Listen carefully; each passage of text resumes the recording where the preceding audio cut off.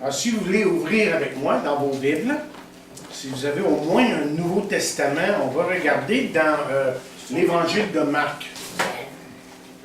On va regarder l'Évangile de Marc et au chapitre 12. En somme, ce matin, vous savez ce que je vais faire? Je vais me prêcher à moi-même. Okay? Je vais me prêcher à moi-même. C'est bon, ça ne pas. Oui, c'est bon. À l'envers. À l'envers, à l'envers. OK, c'est beau. OK, on s'excuse. C'est bien. Donc, Marc 12, si vous avez vos Bibles, et on va lire à partir du verset 28. Alors, Marc 12 et le verset 28. Nous lisons un des scribes qui les avait entendus discuter, sachant que Jésus avait bien répondu aux Sadducéens, s'approcha et lui demanda quel est le premier de tous les commandements. Jésus répondit, voici le premier. Écoute Israël, le Seigneur notre Dieu est l'unique Seigneur. Et tu aimeras le Seigneur, ton Dieu, de tout ton cœur, de toute ton âme, toute ta pensée, de toute ta force. Voici le second. Tu aimeras ton prochain comme toi-même. Il n'y a pas d'autre commandement plus grand que ceux-là. Le scribe lui dit, bien maître, tu as dit avec vérité que Dieu est unique et qu'il n'y en a point d'autre que lui. Et que d'aimer de tout son cœur, de toute sa pensée, de toute son âme et de toute sa force, et d'aimer son prochain comme soi-même, c'est plus que tous les holocaustes et tous les sacrifices. Le dernier verset nous dit ceci. Jésus, voyant qu'il avait répondu avec intelligence, lui dit, tu n'es pas loin du royaume de Dieu. Et personne n'osa plus lui proposer ou lui poser de questions. Demandons à Dieu de venir encore une fois sa parole. Notre Dieu, on s'approche de toi sachant que ta parole, encore une fois, est la vérité. Nous te remercions pour ta parole qui parle à nos cœurs.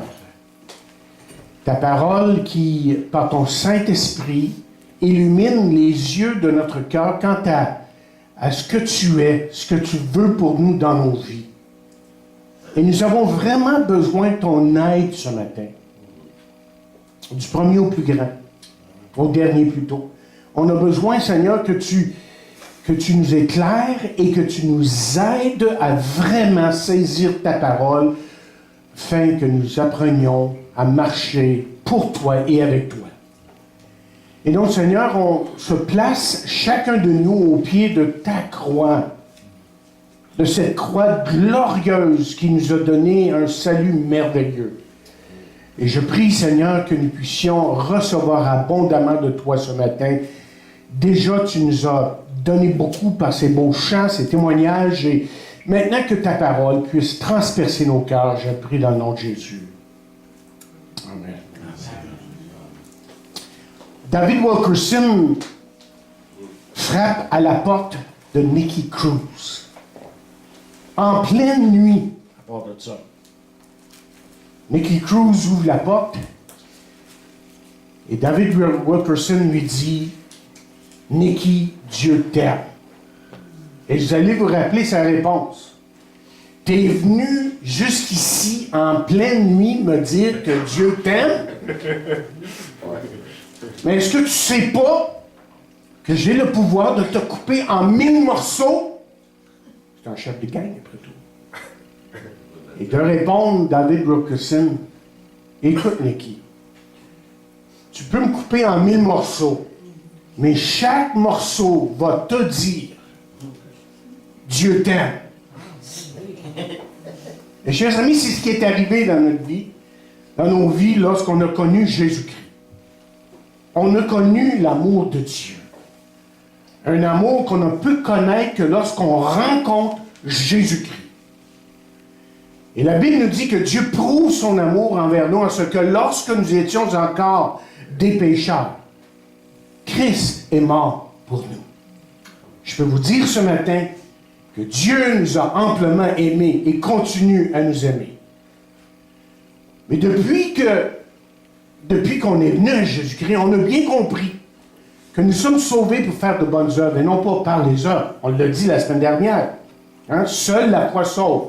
Et la foi n'est jamais seule. C'est-à-dire que si quelqu'un a une foi authentique, c'est un homme qui va porter des fruits, une femme qui va porter des fruits, et ça va se voir qu'il est un homme nouveau. Parce que la Bible elle nous dit, si quelqu'un est en Christ, connaît Jésus-Christ, autrement dit, il est une nouvelle créature. Et les choses anciennes sont passées. Et voici, toutes choses sont devenues nouvelles. Donc, une personne nouveau, vous voyez, par nature, là, c'est une personne qui est transformée. S'il n'y a pas de transformation, bien là, on peut se poser toutes sortes de questions. Mais ça n'a pas été long, vous voyez, au fur et à mesure qu'on a commencé à grandir dans la vie chrétienne, qu'on a appris d'autres choses. Et la chose qu'on a appris, c'est qu'il y a essentiellement deux catégories de chrétiens. Il y a ce qu'on appelle les chrétiens charnels et les chrétiens spirituels. John MacArthur, lui, pas tout à fait d'accord avec cette notion-là. Il va dire plutôt que le chrétien fait des œuvres charnelles. Il va faire des choses qui sont charnelles. Il n'est pas charnel, parce qu'il devient un être spirituel. Et je comprends ce qu'il essaie de dire, et c'est une correction, mais peut-être qu'il faut faire. Mais l'essentiel, c'est qu'on sait que vous et moi, on fait face aux choses de la chair, et en même temps, on a cette possibilité, parce qu'on est un enfant de Dieu, de faire des choses qui sont agréables à Dieu. Et la question que je pose en commençant ce matin, c'est ceci. Qu'est-ce qui constitue un chrétien spirituel? Et je suis sûr que si je vous posais la question à vous tous, là, que vous auriez une idée, une bonne idée, vos réponses seraient correctes et on aurait un petit peu une nuance différente à apporter, puis c'est correct. Mais laissez-moi vous donner ce qui constitue un chrétien spirituel en 3 mots. En 3 mots, c'est qu'il aime Dieu. Il aime Dieu. Et peut-être que vous allez dire, ben c'est assez simpliste ton affaire, mais justement, nous allons apprendre ce matin que l'essentiel dans la vie chrétienne, dans notre marche avec Dieu, c'est d'aimer Dieu. Et le titre de ce message, à l'impératif, c'est « Aimer Dieu ». Alors, regardez votre texte. Il est dit « un des scribes ». Un scribe s'approche de lui. Et qu'est-ce qu'un scribe? Bien, c'est une personne qui était extrêmement importante dans le temps de Jésus. C'est une personne qui se vouait à l'étude et l'interprétation de la loi. C'est une personne qui se vouait à l'étude de l'ensemble des Écritures en relation, relativement, si vous voulez, aux questions historiques et doctrinales. C'est un homme extrêmement instruit. C'est quelqu'un qui enseignait. Et chaque scribe, apparemment, avait ses disciples. En tout cas, chaque scribe de renom. Vous voyez, le scribe au temps de Jésus là, avait une place assez importante dans la société de ce temps-là, pour la simple raison qu'il n'y avait plus de prophètes. Et on comptait sur lui pour qu'il interprète les Écritures. Donc le point que j'essaie d'emmener là, ce matin, en commençant comme ça, c'est de vous dire tout simplement que Jésus n'avait pas n'importe qui devant lui. Là. C'était pas un niaiseux. On dit c'était pas une personne qui savait pas... qui ne connaissait pas les Écritures, il les connaissait par cœur, il savait les interpréter, il connaissait la doctrine et tout le reste. Mais durant le temps de Jésus, il y avait un débat sur une question qui semblait extrêmement importante dans ce temps-là. C'est qu'il y avait un débat à savoir comment on pouvait résumer la loi et tous les préceptes que Moïse avait donnés, que Moïse avait reçus de Dieu, on devrait dire. Et on sait, par exemple, parce que c'est pas la première fois que je vous l'ai dit, que dans la Bible, dans l'Ancien Testament, il y a environ, en tout cas dans ce temps-là, on avait calculé 613 commandements, préceptes, tout ensemble. Il y avait 365 commandements ou préceptes d'ordre négatif, il y en avait 248 qui étaient d'ordre positif. Et là, on essayait à trouver dans la parole de Dieu qui est-ce qui pouvait résumer tous ces commandements, ces préceptes. Et on avait trouvé, par exemple, que David, lui, dans le psaume 15, avait résumé la loi et les préceptes avec 11 points. On avait trouvé que Ésaïe, dans Ésaïe 33, verset 15, avait résumé la loi en 6 points. Michée, lui, en 3 points. Dans Michée 6, verset 8. Ésaïe, lui, l'avait fait, selon certains de ce temps-là, en 2 points. Ésaïe 56, verset 1. Habakkuk, lui, arrive sous l'inspiration de Dieu, parlant de la part de Dieu. Et Habakkuk lui dit, mais le juste vivra par la foi. Et ça semblait résumer la loi.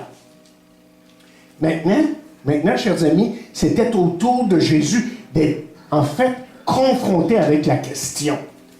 Et c'est peut-être une autre façon ici pour les Juifs, scribes, pharisiens, sadducéens, pour lui tendre un piège. Parce que vous savez, c'était leur coutume. On l'haïssait d'abord, plus que Jésus avançait dans son ministère, plus qu'on l'haïssait, lorsque les foules le suivaient, les foules l'écoutaient, on rejetait de plus en plus la religion du camp. Donc on en voulait à Jésus. Là, on essayait continuellement de lui tendre des pièges, pour peut-être lui faire mentir, pour voir s'il mentait, s'il pouvait se contredire. Et là, on aurait pu dire, ah, vous voyez, c'est pas un vrai prophète, c'est pas vraiment un homme de Dieu, et il mérite même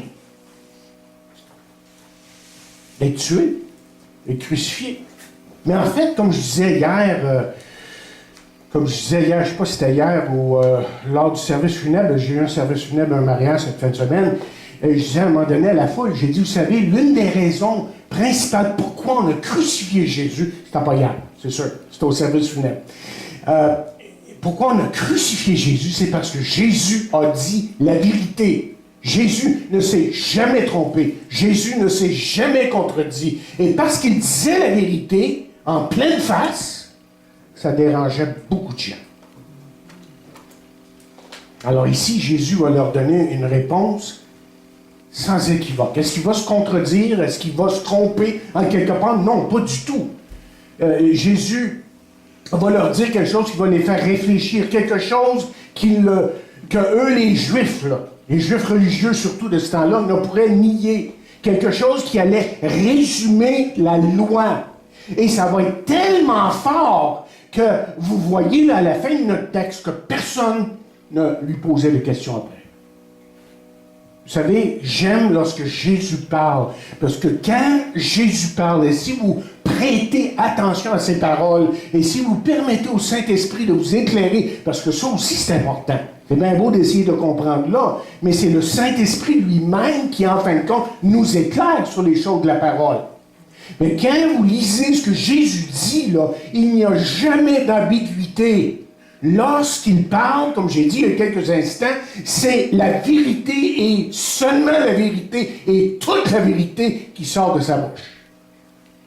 Il faut écouter juste les paroles de Pierre. Hein? Qu'est-ce que Pierre lui a dit? Il a dit, Seigneur, à qui d'autre? À qui irions-nous?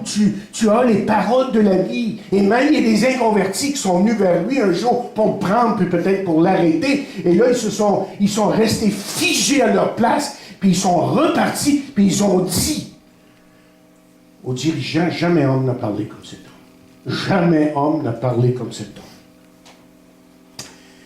Mais regardez la réponse. À partir du verset 29, là, Jésus lui répond. Et en fait, il faut penser qu'il y a une foule. Là. Et c'est important ce qui se passe. Il y a comme un drame là, qui a lieu. Là. Et Jésus commence en disant, écoute, le mot est important. Parce que c'est dans l'impératif. Et les paroles sont extrêmement importantes. Ce qui suit est important. Parce que, vous voyez, ce que Jésus dit, là, au verset 29, lorsqu'on lit, écoute Israël, le Seigneur notre Dieu, est l'unique Dieu et tout le reste, là, ça, vous voyez, c'était quelque chose que le Juif répétait 2 fois par jour. Écoute Israël, comment est-ce qu'il dit? Le Seigneur, notre Dieu, est l'unique Dieu. Et tu aimeras le Seigneur, ton Dieu, de tout ton cœur, de toute ton âme, toute ta pensée et de toute ta force.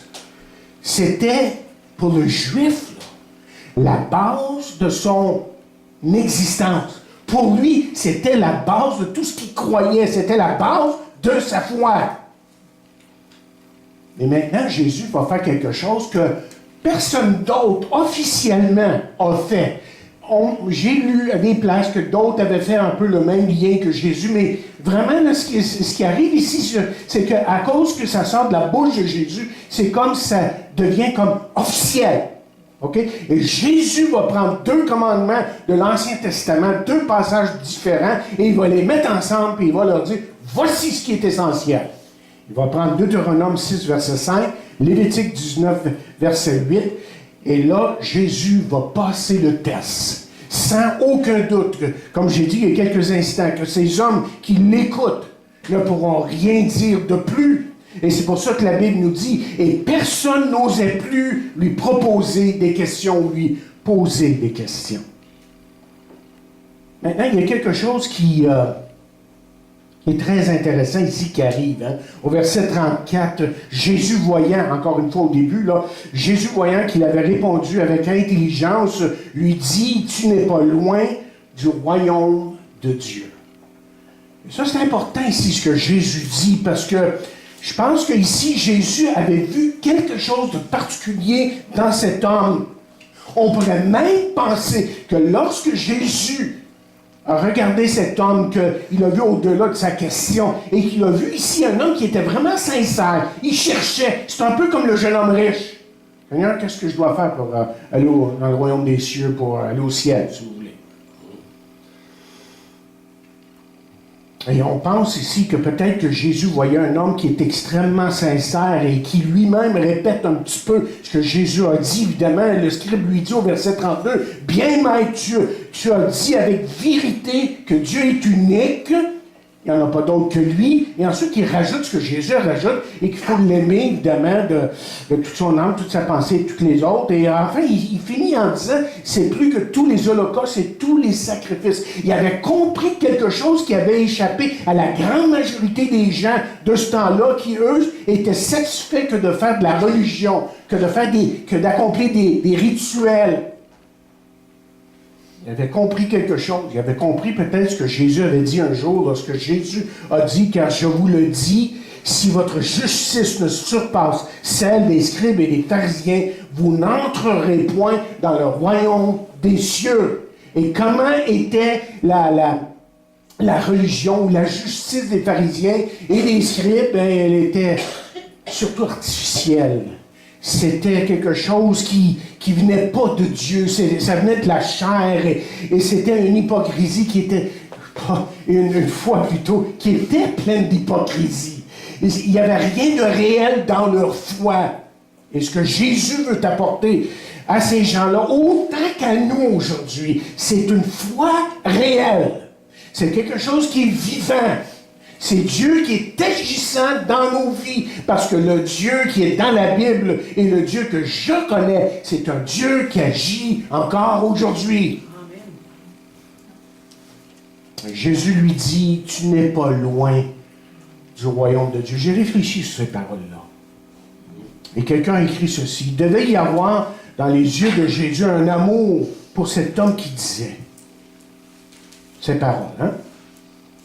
Et Jésus a sûrement dit à cet homme-là, mon ami, tu es venu de si loin, veux-tu maintenant me suivre? Alors tu seras un vrai citoyen du royaume des cieux. Vous voyez, il a vu quelque chose dans cet homme-là, un besoin, peut-être même une sincérité. Et peut-être que Jésus, s'il se tenait ici ce matin, qu'il vous regarderait, qu'il nous regarderait et qu'il dirait, tu n'es pas loin du royaume des cieux. Et t'es pas là encore. Et qu'est-ce qu'il veut dire par ça? Évidemment, il peut vouloir dire que tout simplement que vous n'êtes pas dans le royaume des cieux. Et ça veut dire que vous avez besoin de naître de nouveau, que vous avez besoin de placer votre confiance en Jésus-Christ comme votre Sauveur et Seigneur, comme beaucoup l'ont fait ici dans cette salle, mais à travers les siècles, des milliers de gens sont venus à Jésus parce qu'ils ont trouvé en Jésus la seule réponse valable pour tous les besoins, pour tous leurs besoins, et surtout spirituels. Mais peut-être que la deuxième chose, en tout cas moi, ce que je lis à travers ces paroles-là, c'est peut-être qu'il parle à ceux qui lui appartiennent, mais qui se sont éloignés de lui et qui, en réalité, vivent comme les mendiants. Parce que vous voyez, une fois qu'on rentre dans le royaume des cieux, dans le royaume de Dieu, c'est qu'on peut maintenant bénéficier de tout ce que Dieu est, de tout ce que Dieu a. Et malheureusement, il y a tellement de chrétiens qui vivent comme des mendiants, comme s'ils étaient pauvres, spirituellement parlant. Quand le désir de Dieu, c'est de combler votre cœur. Et c'est pour ça que la Bible nous dit, car le royaume de Dieu, ce n'est pas le manger, le boire, mais la justice, la paix et la joie par le Saint-Esprit. Par le Saint-Esprit qui agit en nous et qui continue jour après jour à nous transformer. C'est ça la vie avec Dieu, c'est ça la nouvelle naissance. Ça commence par le Saint-Esprit qui, lui, nous éclaire et qui nous pousse vers Dieu, qui nous amène vers Dieu, qui nous fait comprendre qu'on a besoin de lui. Mais ça se continue après. Le Saint-Esprit continue à nous changer, à nous transformer à l'image de Jésus. Alors la question que je te pose ce matin, c'est est-ce que tu es dans le royaume des cieux? Est-ce que tu bénéficies de tout ce que Dieu voudrait te donner? Vous voyez, dans ce texte, quand vous regardez le texte, Jésus a dit l'essentiel. Et en fait, si on devait le résumer en 2 mots, c'est aimer Dieu. C'est le titre du message. Vous voyez, c'est ça l'essentiel dans notre marche avec Dieu, que nous apprenions à aimer Dieu. Moi, je vois tant de chrétiens qui ont tant d'opinions sur toutes sortes de choses, des opinions sur leur Église, sur le pasteur, sur même la Bible et autres choses, la philosophie de la vie et ce qu'ils font et tout le reste, mais ils oublient que l'essentiel que Dieu veut de nous, c'est que nous apprenions à l'aimer. C'est ça qui est important. L'essentiel, c'est ce que Jude nous dit. Jude, c'est juste un chapitre, juste avant l'Apocalypse, et lui, il nous dit, maintenez-vous dans l'amour de Dieu. Et Jésus, ça nous rappelle les paroles de Jésus qui a dit, comme le Père m'a aimé, je vous ai aussi aimé. Demeurez dans mon amour. Demeurez dans mon amour. Et là, je me suis dit, en méditant ces paroles-là, j'ai dit, attends, qu'est-ce qu'il est en train de nous dire là? Demeurez dans mon amour. Ce que j'ai découvert, c'est que pour que j'aime Dieu, il faut que je laisse Dieu m'aimer. Ou, je peux le dire d'une autre façon, seul l'amour de Dieu peut aimer Dieu. C'est quand je laisse Dieu m'aimer, là, et que son amour me transforme. Là, je peux retourner cet amour-là. Mais il faut que je laisse m'aimer d'abord. Et il y a tant de gens qui ont de la misère avec ça, qui résistent à son amour, parce qu'on essaie de mériter son amour. Hein? C'est tellement naturel, comme je disais la semaine dernière. On essaie de mériter les choses. On parlait de la sécurité éternelle. Et c'est naturel de vouloir mériter quelque chose. Et c'est naturel de penser que là, il faut que je garde mon salut. Tu n'es pas capable de garder ton salut. C'est Dieu qui te garde. Par sa puissance. Et tous les moyens qu'il a mis en œuvre pour que tu demeures, que tu restes avec lui. Et lui, il est capable de te briser s'il faut. On en a parlé mercredi, je vais donner les exemples. Ce que ça veut dire, quand il parle de brebis, Jésus ne parle pas de brebis pour rien. Alors, venez mercredi, puis vous allez voir de quoi je parle. C'est pas pour rien que Jésus parle de brebis dans Jean 10. C'est exprès pour nous faire comprendre que si on est sa brebis, comme un berger agit avec sa brebis dans le temps de Jésus, Dieu agit avec nous comme ça. Mais ça, c'est mercredi. Et remarquez, là, qu'une fois qu'on devient chrétien, là, une fois qu'on accepte Christ dans sa vie, une fois qu'on a réalisé notre besoin de Dieu, une fois qu'on a réalisé, vous savez, qu'on est perdu devant Dieu, que sans Dieu, on ne peut rien faire, et qu'on vient à la croix du Calvaire, et qu'on laisse Dieu transformer nos vies. Et laissez-moi vous dire qu'il y a un seul moyen pour aller vers Dieu. Jésus a dit, je suis le chemin, la vérité et la vie. Nul ne vient au Père que par moi. Et l'apôtre Paul a dit, je ne veux rien savoir de vous autre que la croix de Jésus-Christ. 1 Corinthiens 2:2. Alors la croix, c'est le moyen que Dieu nous donne pour aller vers lui. C'est le seul moyen.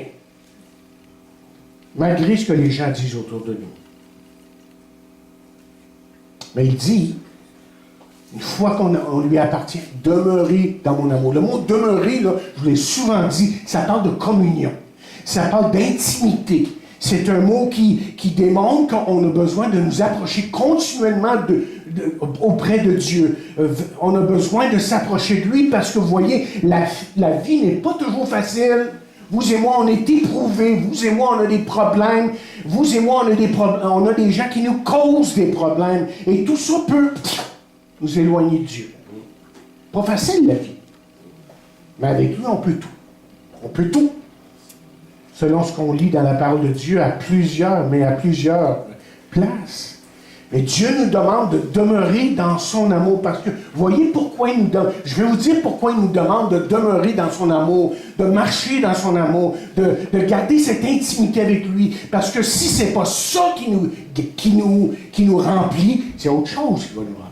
C'est ça qu'il y a. C'est évident.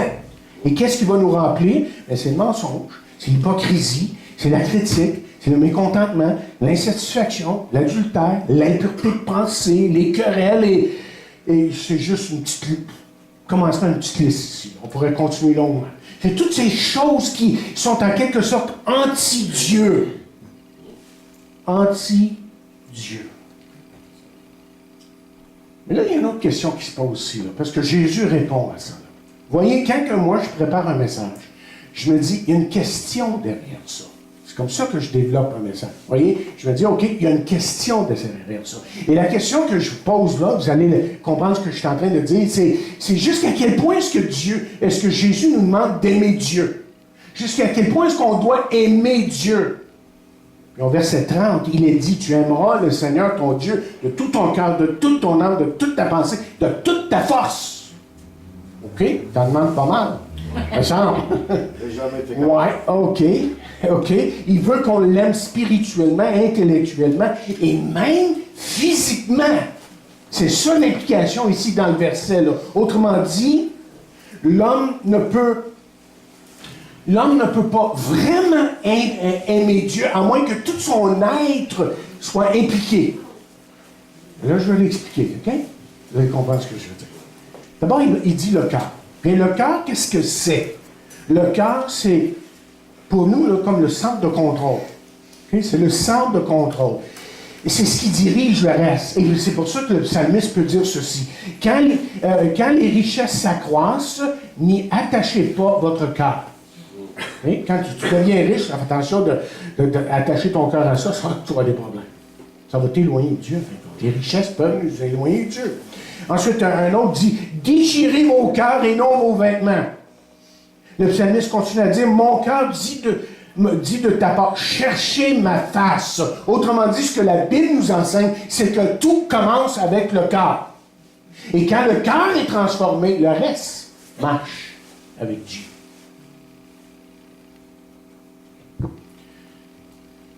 Quand le cœur est transformé, tout le reste marche. Imaginez une minute. Là. Si le cœur d'Assad, en Syrie, a été changé. Si le cœur de tel et tel, et tous ces gens aujourd'hui qui n'ont égard pour aucune vie, là, qui tuent comme si c'était des marionnettes, les gens qui sont là autour d'eux, et si leur cœur était changé et rempli de l'amour de Dieu, ça changerait le monde complètement. On n'a plus loin d'armée, de police, pas loin de barrer nos pas. Parce que l'homme serait plein de l'amour de Dieu. Alors, voyez pourquoi c'était si important pour Jésus d'apporter l'amour, mais il l'a fait non pas seulement par parole, mais il l'a fait par ses gestes. Et Dieu a tellement aimé le monde qu'il a donné son Fils unique, afin que quiconque croit ne périsse point, mais qu'il ait la vie éternelle. Notre âme, il mentionne l'âme, c'est de toute mon âme. Ça, c'est ta personnalité. Et dans Deutéronome, on lit, c'est de là aussi que tu chercheras l'Éternel, ton Dieu, et que tu le trouveras. Si tu cherches de tout ton cœur, de toute ton âme. Ésaïe nous dit, mon âme te désire pendant la nuit. Donc, la question qui se pose, c'est, est-ce que ta personnalité reflète la présence de Dieu? C'est ça ici, le âme. C'est que ta personnalité, là, est-ce qu'elle reflète que Dieu est vraiment en toi et que Dieu est en train de vraiment diriger ta vie? Ensuite, il est question de penser. Et ça, c'est probablement le domaine le plus difficile. Nos pensées. On a tous des problèmes. Avouez-le. Je dois l'avouer. nos pensées, c'est un champ de bataille, continuellement. Et c'est pour ça que le psalmiste dit, « Tu occupes mes pensées pendant toute la nuit. » C'est une bonne recommandation, ça. Parce qu'on dort mal lorsque c'est d'autres choses que Dieu qui nous occupe. Ensuite, un proverbe nous dit, « Pense à lui dans toutes les entreprises. » Pense, réfléchis. Et l'apôtre Paul, lui, va jusqu'à dire, « Nous emmenons toute pensée captive à Christ. » Et son but, et le but de l'évangile de Jésus-Christ, et mon but, à travers toutes les années de mon ministère, c'est d'emmener la parole et d'emmener les gens à Christ, qu'ils soient soumis à Christ, qu'ils connaissent Christ, que leur pensée soit dirigée par la puissance et l'amour de Dieu. Dites-moi, est-ce que l'amour de Dieu remplit vos pensées? Et ensuite, il y a une quatrième chose qui est dit ici. Il parle de force. Mais là, on parle essentiellement, une des suggestions, c'est qu'ici, ça parle aussi de force physique. Même notre corps doit être sujet à l'amour de Dieu. Nos membres, la Bible parle dans Romains 6 de nos membres. Alors, même nos membres, notre corps doit être sujet à l'amour de Dieu. Et n'est-ce pas qu'on trouve dans Néhémie 8, verset 10, « La joie de l'Éternel sera votre force. » Quand que Dieu est toujours présent à partir du moment que vous êtes sauvés, ça c'est sûr. Mais quand Dieu est actif, quand Dieu est agissant dans votre vie, parce qu'on peut faire en sorte que le Saint-Esprit soit attristé, on peut faire en sorte que le Saint-Esprit soit rendu inopérant, c'est ça qui veut dire éteindre le Saint-Esprit. C'est pas qu'il est parti, c'est juste qu'il est en train de dire, là, écoute, jusqu'à temps que tu règles tes affaires, que tu te repens, mais là, je peux absolument rien faire pour toi. Et il y a beaucoup de chrétiens qui marchent dans la vie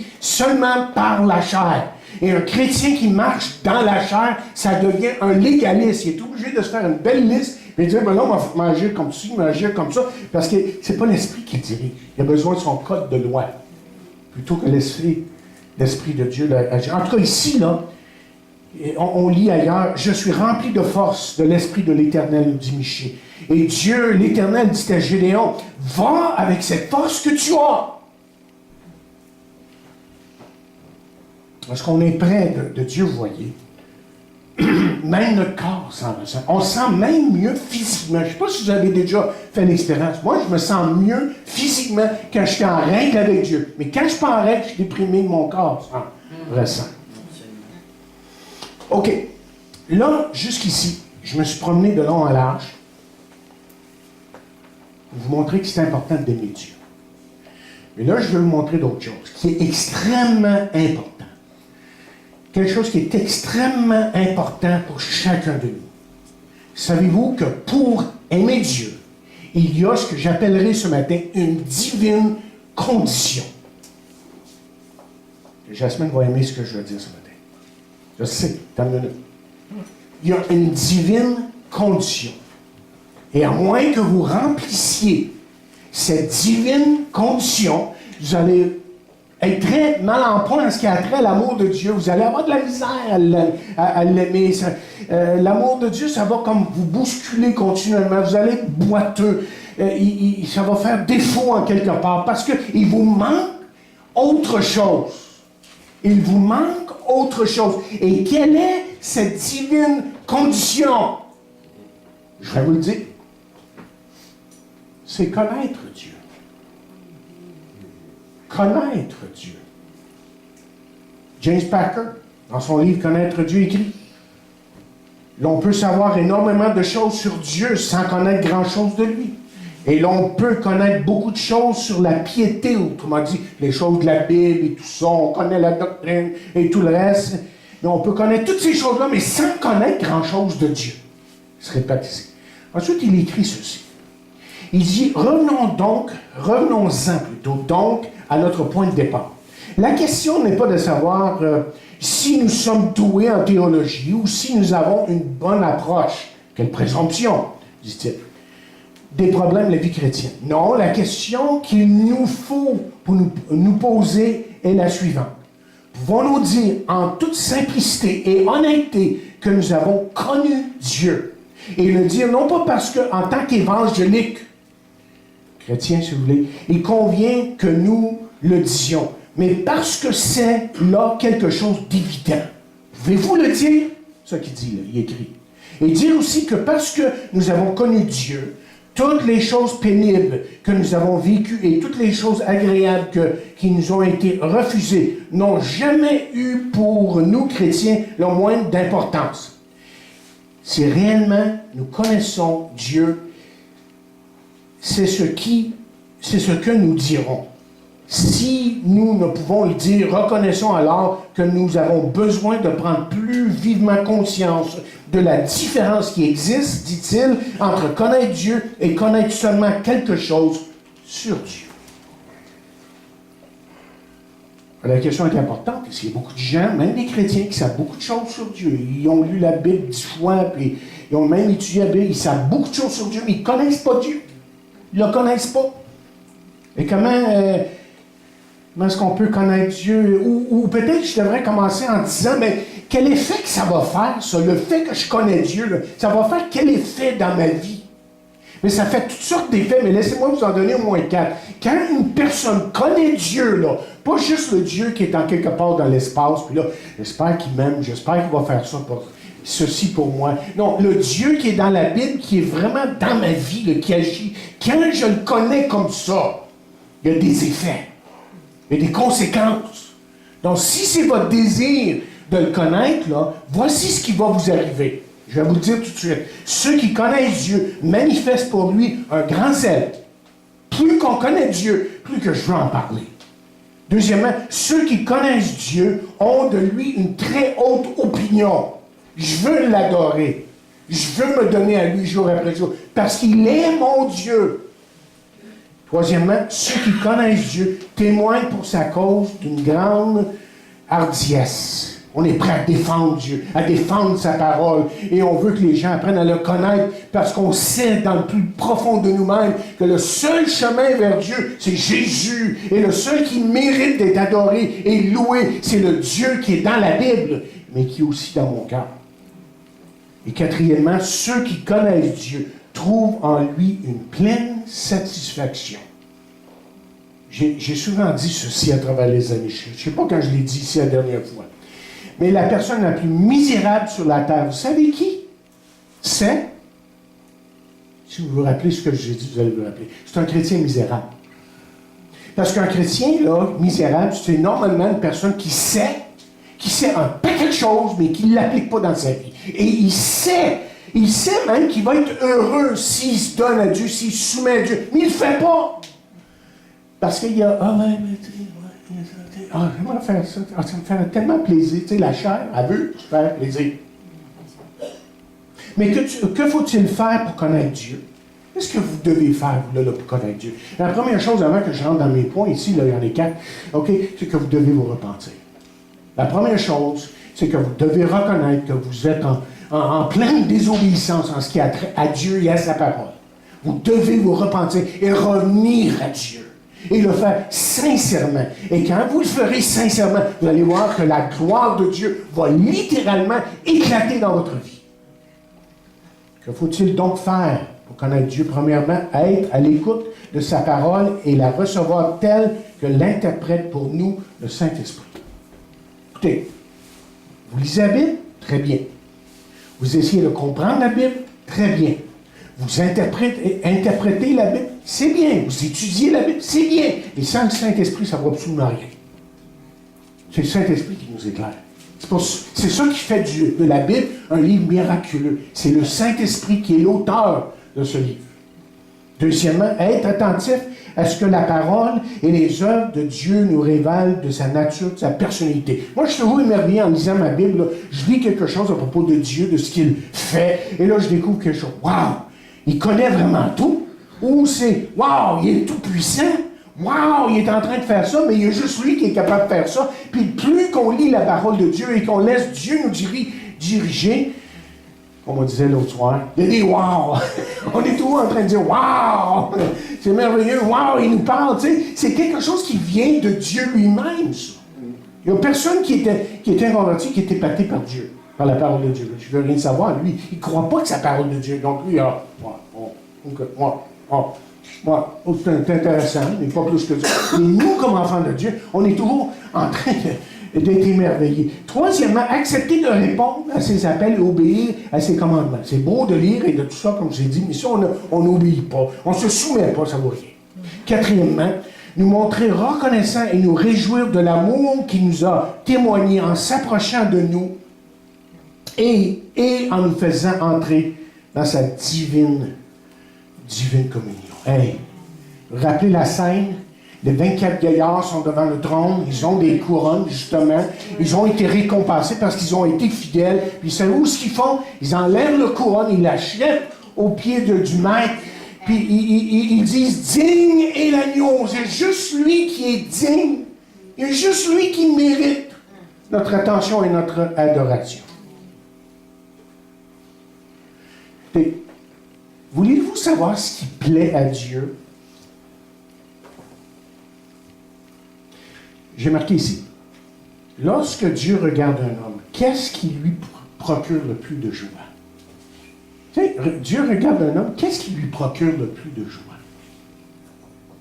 C'est l'homme qu'il connaît.